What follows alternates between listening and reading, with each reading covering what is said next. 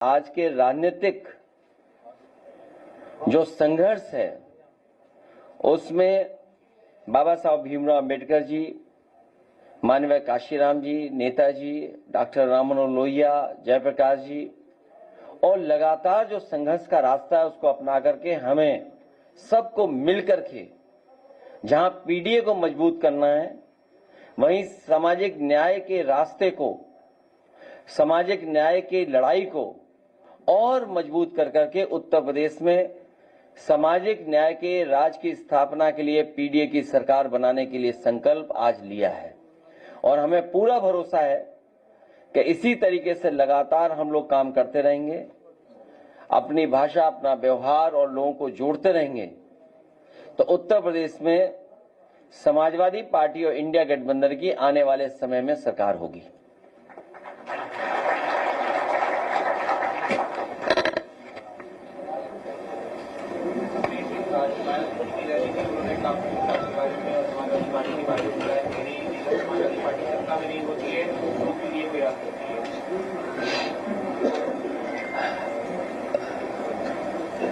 Samajwadi party, Netaji, doctor Ram Manohar Lohia और बहुत सारे यहाँ साथी होंगे, वो जानते होंगे कि समाजवादी पार्टी और नेताजी का संघर्ष हमेशा रहा है कि दबे कुचले, गरीब, पिछड़े, दलित, आदिवासी, वंचित, शोषित लोगों को कैसे सम्मान और उनको सम्मान के साथ साथ राजनीतिक हैसियत कैसे बढ़ाई जाए, उस पर लगातार काम करते रहे।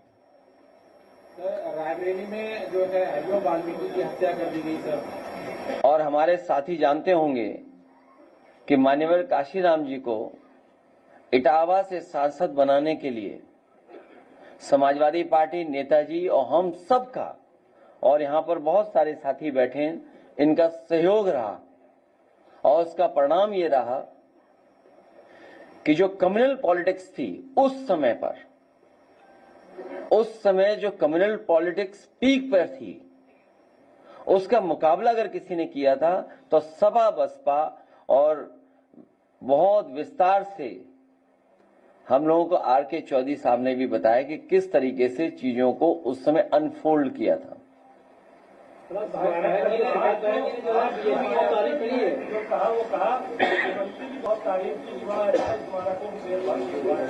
तो इसका मतलब यह है कि अंदरूनी सांठगांठ अभी जारी है।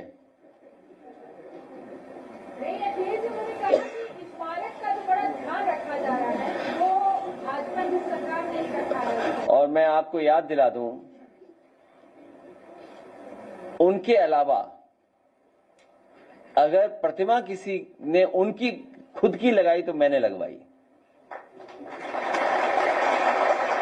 और हालांकि on the floor of house, जब उस समय बहुजन समाज पार्टी के लीडर ऑपोजिशन या उस समय जो सवाल उठते थे मेंटेनेंस को लेकर के, रखरखाव को लेकर के, ऑन रिकॉर्ड आप लोग चेक कर सकते हैं, ऑन रिकॉर्ड, कि समाजवादी पार्टी की सरकार में पूरा का पूरा मेंटेनेंस और रखरखाव के लिए एलडीए को निर्देश दिए गए थे। और यहां तक जब एक दिन मैंने देखा, जब मैं एयरपोर्ट जा रहा था, कि यहां पर खजूर के पेड़ सूख गए हैं। जो खजूर के पेड़ लगे थे बाउंड्री पर और अंदर वो सूख रहे हैं, और कई पेड़ सूख गए हैं उसके अंदर। तो उन पेड़ों को बदल करके अच्छे पेड़ों को लगाने का काम, जिसमें वाशिंगटोनिया और एक पेड़ क्रोसिया, आप देख लेना, जब आप राइट टर्न मारेंगे एयरपोर्ट के लिए तो राइट टर्न पर सभी पेड़ खजूर के सूख गए थे। जितने पेड़ लगे वो क्रोसिया के लगे, और जहां जहां पेड़ सूख गए थे वहां क्रोसिया के लगे होंगे और अभी फ्लावरिंग देख रहे होंगे, या फिर हो सकता है 15-20 दिन बाद आप उन पेड़ों पर फ्लावरिंग देखेंगे। और वो ऐसे ट्रीज हैं कि पत्तियां गिर जाती हैं और केवल फूल रह जाते हैं। और सदन में on the floor of house मैंने कहा था कि उनके फूलों का रंग भी पिंक है। तो मेंटेनेंस के साथ साथ पेड़ों का रखरखाव, और अगर पूरा आज चारों तरफ देखोगे, मूलश्री के पेड़ लगाना, कैजरोनिया का पेड़ लगाना, कचनार के पेड़ लगाना, उसके अंदर कचनार के पेड़ लगे हैं, क्रोसिया के पेड़ लगवाए, मूलश्री के और पेड़ बढ़वा दिए, जो पीपल सूख गए थे उनको और लगवा दिया। सच्चाई तो यह है, पत्थरों का रंग आज भी अगर आप देखोगे, अगर भारतीय जनता पार्टी ने सही तरीके से रखरखाव किया होता तो पत्थरों का रंग काला नहीं होता। आज देख करके आइए, पत्थरों का रंग काला है, तो ये कौन सा मेंटेनेंस कर रहे थे, ये कौन सा रखरखाव कर रहे हैं भारतीय जनता पार्टी के लोग। और भारतीय जनता पार्टी के लोगों की हो सकता है सांठगांठ होगी, इसको भी बेच दें। देख लीजिएगा आप, लखनऊ की कीमती जमीनें भारतीय जनता पार्टी बेचने का प्रयास करेगी। सम्मेलन था, उस सम्मेलन को यह कहकर कैंसिल कर दिया गया कि वो सामाजिक सम्मेलन है, जबकि वह रैली थी। कई जिलों में देखा जाए तो सामाजिक कार्यक्रम ऑलरेडी इसके हो रहे हैं, लेकिन मेरी जानकारी में नहीं है। बीजेपी ने आरोप ये भी लगाया कि आपकी सरकार में बड़ी बड़ी योजनाएं बंद कर दी गई, क्या ऐसा हमें तो नहीं लगा? रात में 8 बजे बताया कि परमिशन कैंसिल कर दिया कि सामाजिक कार्यक्रम नहीं किया जाएगा। किसी बीजेपी नेता ने इस पर उंगली की थी। आप क्या कहते हैं, ऐसा नहीं बीजेपी गुलाम बनाना चाह रही है? नहीं, बीजेपी गुलाम नहीं, हम लोगों को मजदूर बना के हम लोगों से काम लेना चाहती है। इसलिए सावधान हो जाओ आप भी। पीडीए में आधी आबादी भी है। आपका दुख, तकलीफ, परेशानी देखकर लग रहा कि आप भी हमारी पीड़ा से बंधी हुई दिखाई दे रही हैं। जो पीड़ा हमारी है वो आपकी भी पीड़ा है। हम सबको एक ही दुख है। रिपोर्ट के मुताबिक उत्तर प्रदेश के लखनऊ में सबसे ज्यादा महिलाओं के प्रति जो है अपराध हुए हैं। इस सवाल के जवाब में ब्रजेश पाठक जी ने कहा कि आप हमारी सरकार की तुलना सपा सरकार की सरकार से तुलना करके इसको बताएं। भारतीय जनता पार्टी झूठे मुकदमों का वर्ल्ड रिकॉर्ड बनाना चाहती है और झूठ बोलने में नंबर 1 है। एनसीआरबी के आंकड़े जो बताते हैं, जहां महिलाएं, बेटियां और कम उम्र की बच्ची सबसे ज्यादा असुरक्षित कहीं है तो उत्तर प्रदेश में है। और ये हमारा आपका डेटा नहीं है, ये एनसीआरबी का डेटा है। और इसके साथ साथ सबसे ज्यादा अन्याय अगर कहीं बढ़ा है, कहीं हो रहा है दलितों पर, तो वो उत्तर प्रदेश में हो रहा है। ये भी एनसीआरबी का आंकड़ा बता रहा है। इस बात से यही कहा कि आप जो है सपा की सरकार का और हमारी सरकार का आकलन करके फिर हम नहीं, तो ये तो आप कर सकते हैं, ये तो पत्रकारों की जिम्मेदारी है। ये अगर आप सवाल पूछ रहे हैं, उनसे सवाल पूछ रहे हैं, तो इसका मतलब उन्हें कटघरे में खड़ा कर रहे हैं आप। और मैं तो आपसे चाहूंगा कि अगर कंपैरिजन हो जाए तो आप कंपैरिजन जरूर कीजिएगा। और अगर आप कहोगे तो हम पे तो ग्राफ बने हुए, कई ग्राफ बने हुए, अभी हम जारी कर देते हैं ग्राफ। अभी स्क्रीन पे ले आते हैं आपके लिए ग्राफ कुछ। तो एक तो आपको कई ग्राफ हम स्क्रीन पे ले आएंगे, आप देख लीजिए। अगर आपको सूट करता हो तो कुछ सूट आपको भी करेगा। इसमें कई मुकदमों के हम दिखा सकते हैं आपको, लीजिए अभी आ जाएगा स्क्रीन पर। और ये डेटा हमारा आपका नहीं है, वो तो सरकार का ही डेटा जो है वो एनसीआरबी देती है।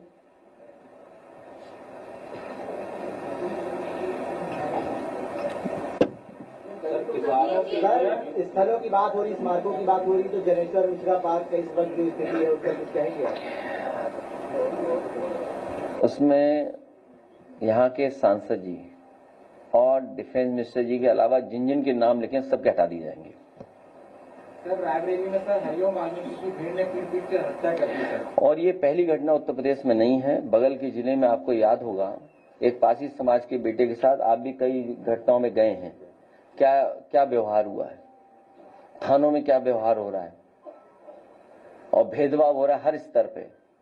इनके लोग अन्याय करते हैं। बगल के जिले में हमारा डेलीगेशन गया, ये जो वाल्मीकि बेटे के जो घटना हुई है, वाल्मीकि और फतेहपुर का जो है, सबसे पहले समाजवादी मीडिया सेल ने इस बात को उठाया। हमारे लोग पहुंच गए और हमने उनसे कहा कि जरूर जाना इस परिवार से। और ये एक घटना नहीं, उत्तर प्रदेश में लगातार इस तरह की घटनाएं बढ़ रही हैं। थानों में भेदभाव है, थानों की पोस्टिंग में भेदभाव है। जब पीडीए का ग्राफ हम लोग जारी करते थे तो ये ऑनलाइन जो नाम होते थे उनको हटा देते थे और कहते हैं कि डेटा गलत दे रहा हूं मैं, क्योंकि पीडीए के लोग वहां नहीं हैं, इसलिए पीडीए के लोगों पे ही अन्याय हो रहा है। वो जाए कहां अपनी बात कहने। सर, लखनऊ में एक बहुत बड़ी घटना हुई है, पिता समेत 3 बेटों की हत्या कर दी गई, चाहे वो कानपुर में कल ब्लास्ट हुआ, फतेहपुर में हुआ, लखनऊ के MIT कॉलेज के पास पिता समेत 3 लोगों की हत्या कर दी गई और उसमें कार्यवाही।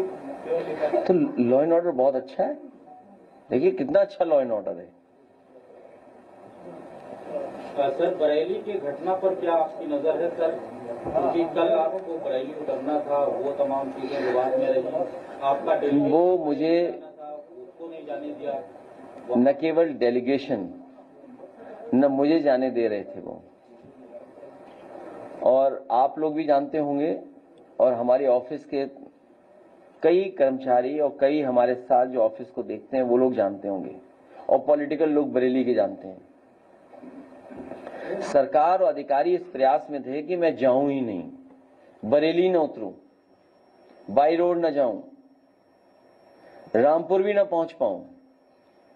बहुत झगड़ा करने के बाद, बहुत अपनी बात को मनवाने के लिए या उनकी बातों को मानने के लिए कितनी बातचीत की होगी उन्होंने, तब जाकर के रास्ता निकला। और सच्चाई ये है कि बरेली का जो कुछ हुआ है बरेली में, उसमें एडमिनिस्ट्रेशन का फेलियर है, सरकार का फेलियर है। अगर लखनऊ में घटना हो रही है और 3 लोग मर रहे हैं, आखिर एडमिनिस्ट्रेशन क्या कर रहा है, पुलिस क्या कर रही है? जब पहले से ऐलान है कोई सी बात को अपना ज्ञापन देना चाहते हैं, तो आखिरकार सरकार क्या करे, एडमिनिस्ट्रेशन क्या कर रहा है? एडमिनिस्ट्रेशन ने जानबूझ करके ये कराया, और इसलिए कराया कि जिससे कि उन्हें पॉलिटिकल लाभ मिल सके। ये वही लोग हैं जो जगह जगह रह करके भारतीय जनता पार्टी को पॉलिटिकली मदद करते रहे। याद कीजिए, ये जिलाधिकारी वही है जब मंच से मुझे कहना पड़ा था कि अगर चुनाव को हराने जिताने के लिए आपको अधिकारियों के माध्यम से, पोस्टिंग के माध्यम से BLO कौन होगा, प्रिसाइडिंग ऑफिसर कौन होगा, कहां पुलिस जाएगी, किसका छापा मारेगी, हमने कहा तुम्हें इतना ही शौक है पॉलिटिकल इन्वॉल्वमेंट का, तो क्यों नहीं आप भी चुनाव लड़ लेते हो। इन्होंने कटहरी विधानसभा हराई थी, क्योंकि अंबेडकर नगर छोटा जिला है, अधिकारी बड़ा जिला चाहते हैं। कटहरी विधानसभा के जिताने के लिए उन जिलाधिकारी महोदय को बड़ा जिला बरेली मिला है।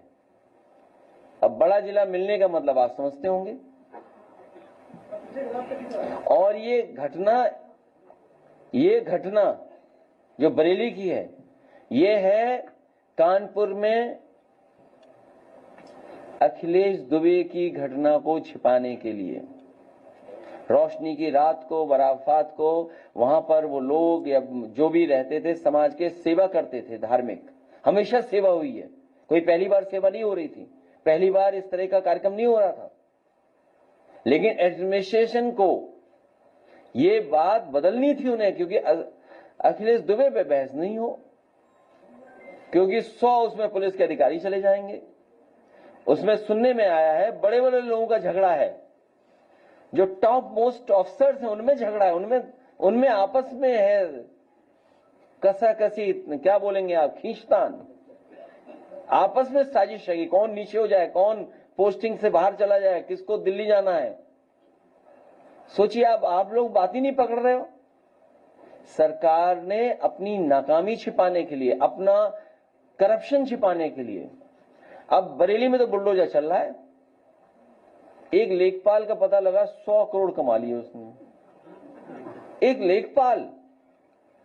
तो सोचो वो 100 अधिकारी जो कर्मचारी पुलिस के रहे होंगे, उन कड़ियों में उन लोगों ने कितना कमाया होगा। जो जीरो करप्शन बोलने वाले, जीरो टॉलरेंस बोलने वाले, आखिरकार अखिलेश दुबे क्यों बचा रहे हैं? बुलडोजर क्यों नहीं चल रहा?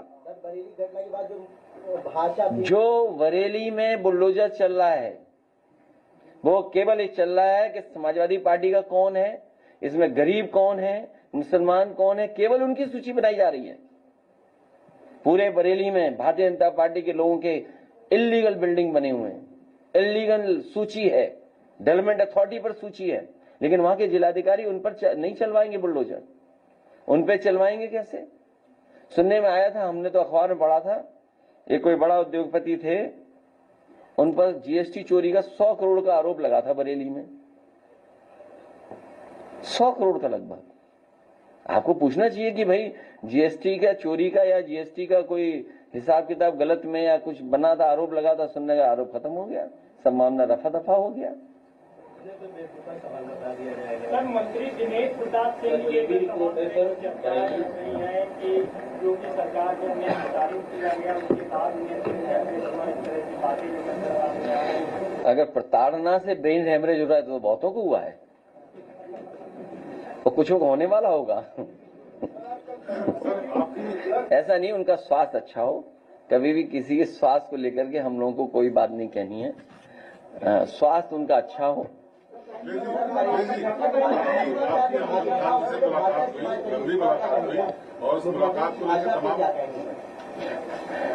हमारी उनसे अच्छी मुलाकात हुई और हमेशा अच्छी मुलाकात होगी।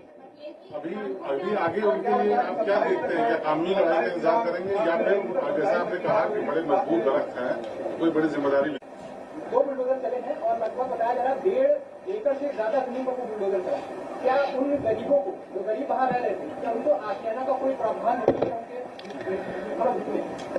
चीफ जस्टिस ऑफ इंडिया, उन्होंने बुलडोजर के खिलाफ बोला दूसरे देश में जाकर के। सुनने में आया कि वो संगी साथी बीजेपी का साथी है जिसने जूता फेंका। बुलडोजर संस्कृति के खिलाफ है हम लोग, और गरीब के ऊपर बुलडोजर है उसके पूरा खिलाफ है। आखिर बसने किसने दिया, रहने किसने दिया? आप उनको हाउसिंग नहीं दे रहे, उनको नौकरी नहीं दे रहे, उनको जॉब नहीं करने दे रहे।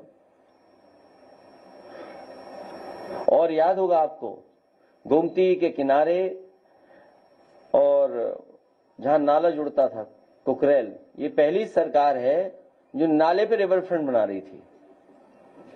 उनको बेघर किया, क्या मिला? क्या मिला उनको? ये गरीबों के खिलाफ सरकार है। बरेली में छोटे बच्चों को जो पुलिस अरेस्ट कर रही है, बहुत सारे घर वालों का आरोप है कि वो उस घटना में थे भी नहीं, लेकिन उनको भी उठा रही है पुलिस। समाजवादी पार्टी ने कहा कि झूठे मुकदमे ना लगे, उनके साथ अन्याय न हो, और सरकार अपना पॉलिटिकल स्वार्थ वहां है उनका, अन्याय इसलिए कर रहे हैं जिससे पॉलिटिकल लाभ ले सकें। ये पूरा एडमिनिस्ट्रेशन का फेलियर है। और जो उन्होंने कानपुर से शुरू कराया, अखिलेश दुबे को बचाने के लिए कानपुर से शुरू किया, और उसमें हमारे मीडिया के भी साथी उसको साथ दे रहे हैं। कानपुर से शुरू हुआ। इनकाउंटर के नाम कितने अच्छे रखे हैं, लंगा इनकाउंटर, छोटा इनकाउंटर, बड़ा इनकाउंटर, किस तरह के। सर, लखनऊ के सुंगापुर क्षेत्र में मुलायम सिंह यादव जी की प्रतिमा लगी थी, जिसका अनावरण होना था 30 तारीख को, अगर वो किसी कारणवश नहीं हो पाया और वहाँ से 5000। कोई बात नहीं, कोई बात नहीं, ये तो कोई कारण बताया होगा सरकार ने, अधिकारियों ने। कफ सिरप से 2 राज्यों में सबसे ज्यादा मौतें हो चुकी हैं। यूपी में भी छापेमारी चल रही, लेकिन देखा जाए तो लगातार बीमारियां बढ़ रही, लगातार लोग कैंसर से पीड़ित हो रहे हैं, उस पर कोई नहीं ध्यान दे रहा। इस पर क्या कहना चाहेंगे आप? तो जिस संस्था को कफ सिरप को लेकर के प्रमाण पत्र देना था, क्या केमिकल ज्यादा या नहीं जुड़ना, उसमें मिक्स होना था, आखिर क्या किया उन्होंने? वो इंस्टीट्यूशंस क्या कर रही हैं? 21 से ज्यादा लोगों की जान चली गई।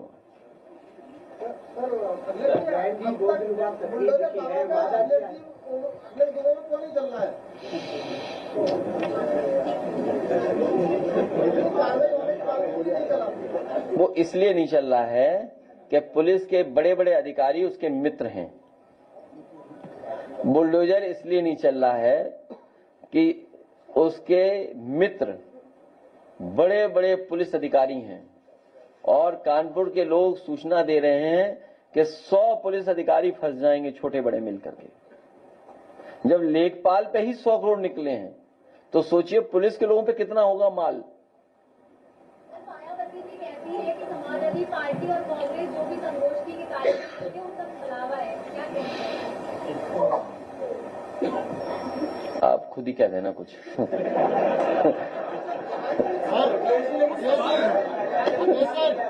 सर आरक्षण को लेकर मायावती ने कहा है कि सपा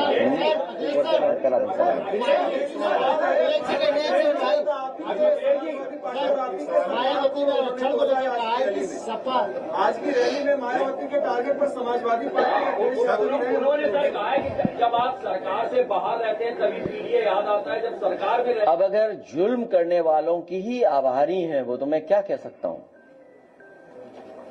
जुल्म जो सरकार कर रही है उनके ही आभारी हो रही है, बताइए। तो ये सांठगांठ नहीं है तो क्या है सांठ। मैंने तो आपको पेड़ के नाम भी बताए, बीजेपी वाले बता दें पेड़ के नाम, कौन से पेड़ लगाए। और यहां पर ये चौराया, ये आपका ये ताजमहल, वो सॉरी होटल ताज के पास 1090 के बाद जब आप परिवर्तन चौराया, समता मूलक चौराहे पर जब आप जाएंगे, बाईं तरफ जो पेड़ देखेंगे आप, उसमें बरसात में फूल आते हैं और सेंटेड फ्लावर आते हैं। उस पेड़ से किसी जमाने में जो वो होती आपकी बोतल की ढक्कन बनती थी, वो ट्रीज मानते हैं उसको, कॉक ट्रीज ही बोलते हैं उनको। एक राइट साइड देखेंगे गुलमोहर का बनाया चौराया पूरा। तो हम लोग तो पक्ष में थे। और दूसरा, जब हाई कोर्ट ने ये कहा कि ये चौकी उड़ जानी चाहिए और रास्ता होना चाहिए, तो आप देखेंगे कि समाजवादी सरकार में बिना किसी चीज को टच किए हुए अंडरपास निकाला गया जो जनरेशन पार्क तक पहुंचता है। कोई चीज तोड़ी गई हो तो बताइए आप। उन्होंने ये भी कहा कि कासगंज जिले का नाम बदलने की क्या जरूरत थी, काशीराम जी के नाम पर था आपकी सरकार। तो मान्यवर काशीराम जी की प्रतिमा हम लोग रिवर फ्रंट पे लगा देंगे, उनके लिए 500 मीटर का एक बढ़िया पार्क बनेगा। अभी और जगह खाली हमारे पास रिवर फ्रंट पे। मायावती ने कहा कि सपा सरकार में गुंडे माफियाओं को बढ़ावा मिला सर। मायावती ने कहा कि पार्टी की है ये भाषा भारतीय जनता पार्टी की है कि समाजवादी पार्टी को गुंडा, अपराधी, माफिया कहना। मैं तो आपसे कहता हूं ना, बीजेपी वालों की तस्वीर और हम लोगों की तस्वीर लगा के देख लो तो आपको पता लग जाएगा कौन गुंडा माफिया है। कितनी बार समझाएं हम आपको, मानते नहीं हो आप। सवाल है कि मायावती ने आज कार्यक्रम किया है, कार्यक्रम में ज्यादा जोर इस बात कोई ले जाएगा तो जाएंगे। नहीं, अगर वो नहीं, देखिए क्या है ये, अब देखिए पॉलिटिकल कैरेक्टर क्या है इनका, भारतीय जनता पार्टी का। इनका पॉलिटिकल कैरेक्टर क्या है। पटना का एयरपोर्ट का नाम जयप्रकाश जी के नाम पर है और जयप्रकाश जी के लिए सबसे बड़ी बिल्डिंग समर्पित म्यूजियम, सोशलिस्ट म्यूजियम, जहां लोग जाकर के जेपी के बारे में जान सकते हैं, समझ सकते हैं, उसको इन्होंने बंद कर दिया और बेचने की तैयारी है। कभी कभी गलती मैं ही कर देता हूं। मैंने कहा कि हम लोग मिलकर के खरीद लेंगे, तब से बिकना बंद हो गया। जब से हमने ये कहा कि हम सब लोग चंदा लेकर के इसको ले लेंगे, क्योंकि हमारा इससे पॉलिटिकल इमोशनल कनेक्ट है। नेताजी ने शिलान्यास किया, जॉर्ज फर्नांडिस थे, उस समय पुराने सोशलिस्ट लोग थे, और लोहिया पार्क के बगल की जगह है। किसी भी लीडर का इतना अच्छा म्यूजियम नहीं है। हालांकि लीडर्स के मेमोरियल बने हैं, लेकिन अगर लीडर के जो म्यूजियम होता है उसके बारे में जानकारी होती, इससे अच्छी कहीं नहीं है। और इसमें ओमपुरी जी की आवाज भी थी, अमिताभ बच्चन जी की भी आवाज थी। और कहोगे तो मैं चलवाऊंगा भी, वो अगर ऐड होगा तो देखिए आप जेपी नायसी क्या था। सब सवाल ये है, मायावती जी ने जो आज कार्यक्रम किया वो उतना मजबूत दिखाने की कोशिश की कि उनका दलित वोटर है, वो वोटर को वापस लाने की कोशिश कर रही है। और आपका जो मूवमेंट है पीडीए का, उसमें दलित के वोट पे सेम लगाने की कोशिश। देखिए, हर आप और हम सब लोग जो बैठे लोग हैं, उनके भाषण में सबने अपनी अपनी बात निकाल ली जो जिनको सूट करती थी। हमें भी एक बात अच्छी लगी उनके भाषण में, एक बात बहुत अच्छी लगी, वो हमने अपने मन में रख ली। आप सोचो क्या होगी बात। नहीं, एक बात और कही उन्होंने। क्या होता है कि आप कुछ भी कहें, लेकिन जो ओरिजिनल आंदोलन है उसके अंगेंस्ट नहीं जा सकते हैं आप। उन्होंने कहा कि हम किसी को समझौता करते हैं, वो वोट हमारा ले लेते हैं लेकिन वोट हमारा नहीं देते। क्या कहा उन्होंने शब्द, किन के लिए कहा बताओ? नहीं, हमारे लिए नहीं कहा। देखो,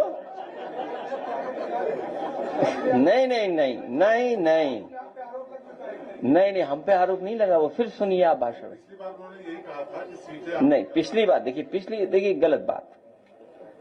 समाजवादी पार्टी के 5 सांसद जीते, उनके 10 जीते। तो देखिए उनके भाषण से भी हमने कुछ सीखा है। अब अगर आप पूछो क्या भाषण दिया उन्होंने, क्या कहा कि कुछ लोग हमारा वोट ले लेते हैं लेकिन अपना वोट नहीं देते हैं। उन्होंने गठबंधन की बात की थी, आखिरी गठबंधन। नहीं, आप समझे ही नहीं बात को। फिर सुनो भाषण। पत्रकार बनते हो लेकिन भाषण नहीं सुनते हो। क्यों इतने बड़े पत्रकार मत बनो यार, जो भाषण भी नहीं सुना तुमने। सो कहीं सुनिए दोबारा, अगर यूट्यूब पे हो दोबारा लगाइए वो लाइन, किसके लिए कहा जा रहा है बताइए। जब भी गठबंधन हम अन्य पार्टियों से करते हैं, अकेले चुनाव नहीं लड़ते हैं। नहीं, जिनको वोट हम देते हैं वो देते ही नहीं वोट हमें। हाँ, ये इसने सुना है, देखिए तुम सुने ही नहीं। नहीं, ट्विस्ट नहीं किया मैंने, फिर सुन लो। अखिलेश जी, ये माना जाए कि नेताओं का गठबंधन हो जाता है, कार्यकर्ताओं और वोटर्स का नहीं हो पाता है। अगर ऐसा है तो फिर इंडिया गठबंधन के लिए भी हो सकती है समस्या। नंबर 3 पे कौन सा, नंबर 2 पे दल कौन सा है? बीजेपी। लोकसभा के चुनाव में कौन है नंबर 2 पे? हारे नहीं हारे, और प्रधानमंत्री जी वोट से हारे। पहले कितने वोट से जीते थे और इस बार कितने से जीते? तो कितने लाख वोटों से प्रधानमंत्री जी हार गए बताइए। हाँ, रविदास जीत गए होते। ये थोड़ा तेज चलते रहते, ये चलते रहे। मैंने से कहा आप चलते रहना, नहीं धीरे धीरे चलते रहिए। थोड़ा तेज चलते तो जीत गए होते। ये भी कहा है कि कांग्रेस में आपातकाल लगाकर, नहीं तो ये तो देखिए समाजवादी सरकार बनेगी, व्यवस्था अच्छी लागू करेंगे, कोई बात नहीं, तो लगा देंगे बिजली। उसमें क्या? अरे 1 मिनट इनकी मत बोलिए। तुम बताओ प्लांट कहाँ लगाया बीजेपी ने? कोई एक लगाया हो तो बता दो। अगर मुख्यमंत्री ने कभी कहा हो 3 × 660 सुपर क्रिटिकल थर्मल प्लांट, आज तक नहीं कहा उन्होंने। अरे हम कह रहे हैं, हम आपसे कह रहे हैं, नहीं हम कह रहे हैं समाजवादी, नहीं एक मिनट हम कह दे रहे हैं समाजवादी सरकार बनते ही 1 हफ्ते में उस गांव में पूरी बिजली पहुंचा देंगे, 1 हफ्ते के अंदर। और कई गांव में समाजवादियों ने बिजली फ्री पहुंचाई थी, फ्री, गांव के लोगों को फ्री बिजली मिले। एक व्यवस्था समाजवादी पार्टी ने की थी कि उस गांव में फ्री बिजली मिलती थी, और उसके गांव के उद्घाटन के लिए उस समय के रहे राष्ट्रपति कलाम साहब आए थे और उन्होंने उद्घाटन किया था। उनके अलावा और भी उत्तर प्रदेश में, उन्नाव में, रायबरेली में कई गांव दिए थे मैंने। 24 घंटे बिजली। अभी कुछ नहीं कर सकते, हमारी जेब में कुछ ले जाओ जो कर सकते हो तो। अभी कुछ नहीं कर सकते, अभी करेंगे हम। और ये हम पत्र लिखेंगे, देखेंगे बिजली मंत्री करते हैं कि नहीं करते हैं। ठीक है, पत्र लिखेंगे। एक गांव जो आपने बताया है, चौधरी साहब आप गांव लेना, मैं लिखूंगा पत्र। अब मुझे लिखूंगा, मैं लिखूंगा पत्र, हाँ करवा देंगे। बिहार के इलेक्शन, 1 नेशन 1 इलेक्शन, हम यूपी में चाहते हैं कि एक ही फेज में पूरा इलेक्शन हो जाए। 1 नेशन 1 इलेक्शन बोलने वालों से हम चाहेंगे कि उत्तर प्रदेश का चुनाव 1 फेज में हो। 1 फेज। जो लोग 1 फेज में चुनाव नहीं करा पा रहे, वो 1 नेशन 1 इलेक्शन की थ्योरी लिए घूम रहे हैं। चुनाव आयोग से वो था 10 दिन पहले आप वोट में नाम नहीं है तो लिस्ट में चढ़वा सकते हैं, तो वो तो आखिरी दिन तक लिखवा सकते हैं नाम, जब तक नॉमिनेशन के तक ना। नहीं रूल्स है ना, आखिरी तक। हाँ, आखिरी तक। सर, किसानों को लेकर के सवाल है कि गन्ना प्राइस सत्र आने वाला, पिछले साल भी गन्ना का मूल्य नहीं बढ़ा था, इस बार क्या उम्मीद है? और सर, बुआई का सत्र भी आने वाला है, इसमें गेहूं और मसूर, सरसों बोया जाएगा। खाद की उपलब्धता पे पिछले धान की बुआई में जिस तरीके से मार पड़ी थी पूरे उत्तर प्रदेश में, आपने भी कई वीडियो शेयर किए थे। आज की उपलब्धता को देख रहे हैं डीएपी यूरिया और डीएपी। भारतीय जनता पार्टी कहीं भी खाद उपलब्ध नहीं करा पाई है। किसानों को कहीं भी खाद नहीं दे पाई। किसानों को अपमानित होना पड़ा। किसानों को रात भर लाइन में लगना पड़ा। बरसात में तकलीफ परेशानी के साथ परिवार की महिलाओं को लाइन में लगना पड़ा। कई जगह लोगों की जान चली गई। कई जगह लाठी खाई। कई जगह अधिकारियों ने अपमानित किया और लाख समाजवादी पार्टी के कहने के बाद भी, जागरूक करने के बाद भी कहीं खाद उपलब्ध नहीं है। और उनकी सरकार के लोग कहते हैं खाद हर जगह है, मौजूद है खाद।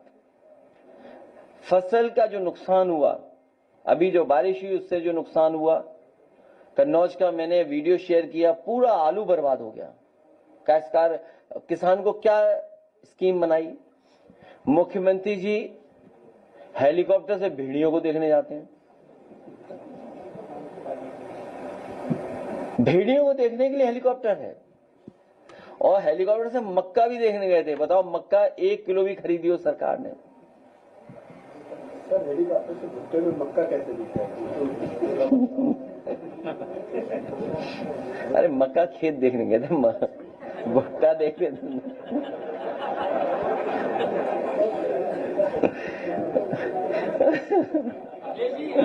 इनको ऐसा है ना, एक काम करना, इनके लिए भी इलाज है।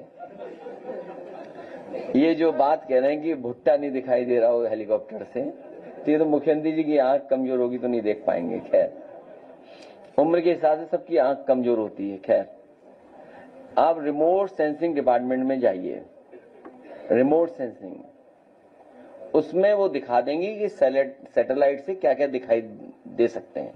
फसल कितनी तैयार हो गई है, फसल का रंग बदलता है तो बता देंगे कब तैयार हो जाएगी फसल कटने के लिए। तो वो पूरी जानकारी दे सकते हैं।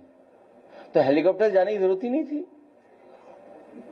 और मक्का नहीं खरीदेगा। सवाल यह है कि किसान को ये कहा कि आय दोगुनी करेंगे, लेकिन किसान की आय दोगुनी नहीं हुई।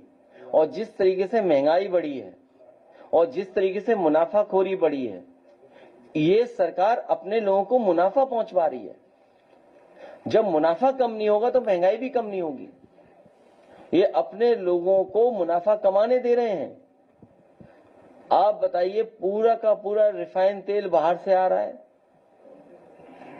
किसान के लिए हम लोगों ने एक सेंटर ऑफ एक्सीलेंस बनाया था कन्नौज में। एक एग्जांपल दिया था कि अगर किसान के लिए, ये फसल के लिए और खासकर सब्जियों के लिए, कि उनको लाभ मिलेगा और लाभ जल्दी मिलेगा उन्हें। इसी तरह पहला उत्तर प्रदेश का काऊ मिल्क प्लांट लगाया था। ये गाय को तो बहुत प्रेम करते हैं ना, गोबर से तिलक भी करते हैं, सुना है। हाँ हाँ, गाय माँ, गाय का एक स्थान अलग है, गाय माँ का। हम उसमें बहस में नहीं जाना चाहते हैं, लेकिन उत्तर प्रदेश में पहला काऊ मिल्क प्लांट लगाया कन्नौज में, जिसका उद्घाटन प्रधानमंत्री और हेमा मालिनी जी ने किया। वो आज बंद हो गया है। सबसे मॉडर्न प्लांट जिसमें टेट्रा पैकिंग थी। तो सोचिए, समाजवादी पार्टी के सरकार में जो जो काम किसानों के लिए हुए थे, मंडियां बंद कर दी, किसान बाजार बंद कर दिए।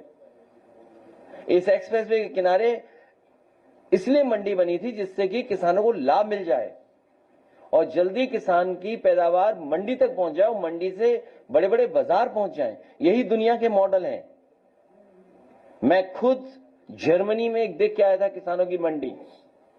मैं खुद फ्रांस में एक मंडी देख करके आया था और मैंने मंडी के अधिकारियों को भेजा था फ्रांस में, पेरिस में। देख करके आओ कि किस तरीके से किसान आते हैं, किस तरह रेट मिलता है, किस तरह पैकेजिंग होती है, किस तरह सामान पहुंचता है बाजार तक।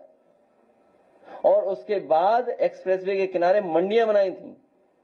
अब बताओ, सुना है मुख्यमंत्री इस समय श्लोक पढ़ रहे हैं कुछ संस्कृत के।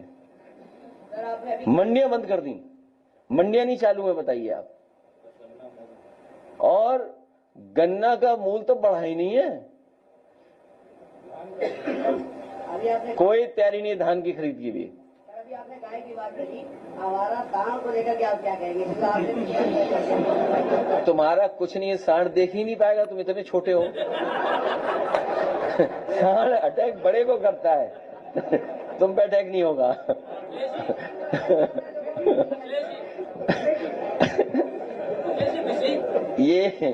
ये हमारा पत्रकार साथी ने सही सवाल पूछा है। उत्तर प्रदेश में हजारों लोगों की जान गई है, हजारों लोगों की जान जा चुकी है, और मुख्यमंत्री कार्यालय के भी कुछ लोगों की जान गई है इन्हीं जानवर से टकराने से। सदन में उठाया, हम लोगों ने लोकसभा में उठाया, और प्रधानमंत्री जी ने अपने मंच से कहा कि 15 दिन के अंदर अन्ना जानवरों की समस्या का समाधान कर देंगे। अब वो बात बनी नहीं रही है लखनऊ दिल्ली में, लखनऊ वाले मानते नहीं किसी की बात, वो भी वैसे ही हैं बिल्कुल। लखनऊ वाले भी बात नहीं मान रहे, तुम्हारी वाली बात है।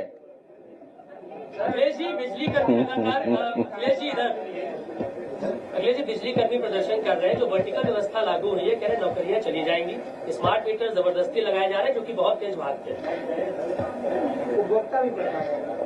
बिजली विभाग को बर्बाद कर दिया मुख्यमंत्री जी ने,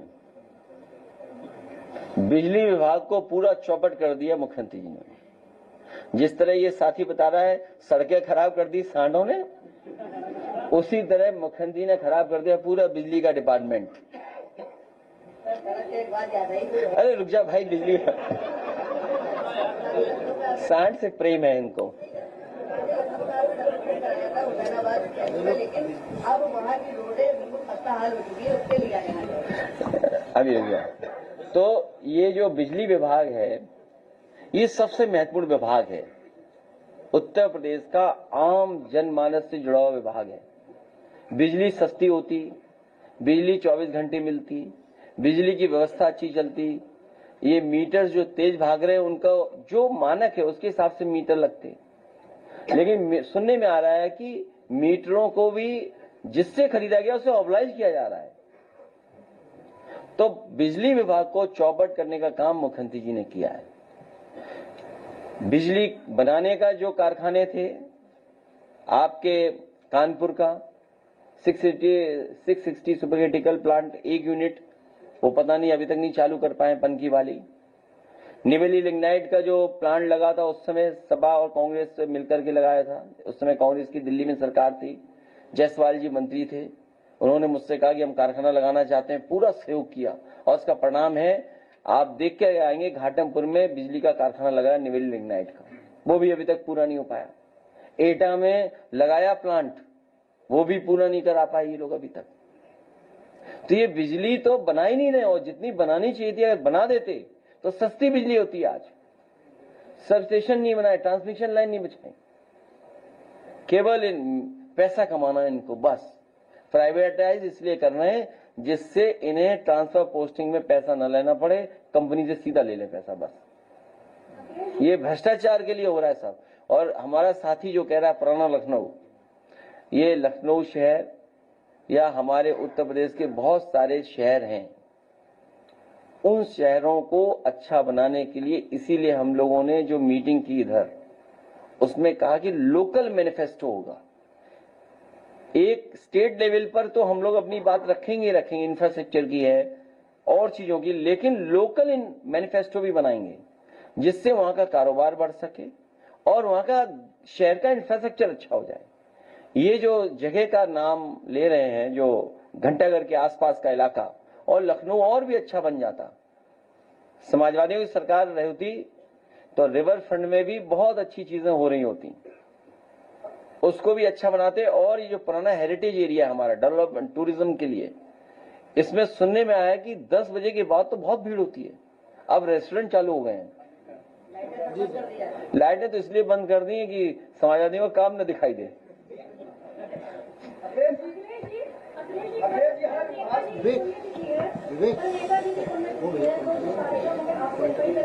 नहीं, मैं सैफे जाऊंगा, क्योंकि जो नेताजी का स्मारक बनवा रहे हैं हम लोग, इसमें बहुत सारे लोगों ने सहयोग किया है। आज भी एक साथी आए थे काशीपुर से, वो हमारा सहयोग करके गए हैं। तो वो स्मारक हम लोग नेताजी का मेमोरियल और सोशलिस्ट म्यूजियम या मेमोरियल वहीं बना रहे हैं सैफई, क्योंकि सैफई से उनको बहुत लगाव था नेताजी को। सर, और ओपी राजभर ने सामाजिक न्याय समिति का हवाला देते हुए पिछड़े वर्ग को मिलने वाले आरक्षण को वर्गीकरण में लाने 27%। अरे यार, क्यों तुम उनका सवाल पूछते हो? उनसे कहो इस्तीफा दो, सब विधायक यहाँ ले आओ, अपने आप हो जाएगा सब कुछ।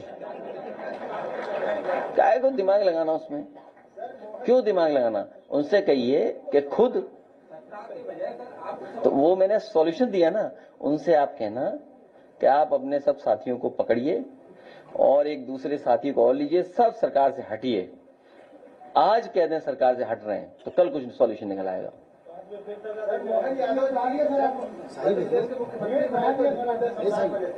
उन्होंने अपनी 27% पिछड़ों का आरक्षण देने की बात करी, उसके तुरंत बाद उनको रामद्रोही, राष्ट्रद्रोही, हिंदू विरोधी, मतलब उन्हीं के लोग जो भाजपा के फैल से वो भी पार्टी छोड़ के समाजवादी पार्टी में आ जाए।